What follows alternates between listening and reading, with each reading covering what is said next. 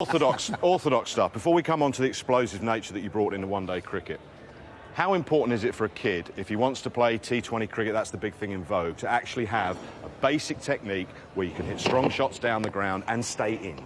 Yeah, absolutely, and I think you see already the setup that, for myself, it changed throughout the course of my innings, but a couple of fundamentals still exist, and that's that you want to still be able to have a good, solid defensive game. It wasn't probably until later in my career that I felt as if I had the right understanding of my technique to be able to adapt and adopt a good defensive game. Then your strengths of your attacking options can come into place.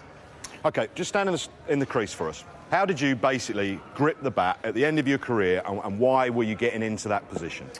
So normally I'd sort of take about a leg stump, because as I sort of alluded to, I like to be able to cut the ball, so I don't want to, if I'm too far over, then I'm going to limit my ability to cut the ball. So I'd sort of bat on leg stump, and I'd kind of, and early in my career I was quite upright and quite like that. As I got further into my career, what I found was my balance position was a little bit lower, a little bit wider, and I felt like in that strong position where if someone wanted to push me over, I'd be able to still remain pretty strong. I can play on the front foot by pushing off the back, similar to a boxer, and I can play on the back foot by pushing off the front, similar to a boxer, but in a good, strong position. And my hands, quite unique as well. I hold my hands quite far apart. Why? Because I'm predominantly a bottom-hand player, so I want to be able to throw my hands through the ball. I like to have that hand up top as well, because it gives me a little bit of leverage. And also for the pulling as well, you can kind of get that hand through. A lot of guys can be quite traditional, sort of through here. They're more sort of upright batters, in my opinion. Whereas for me, I like to be able to cut and pull, and if they pitch up, then I want to be able to have the ability to just almost go up and over as well.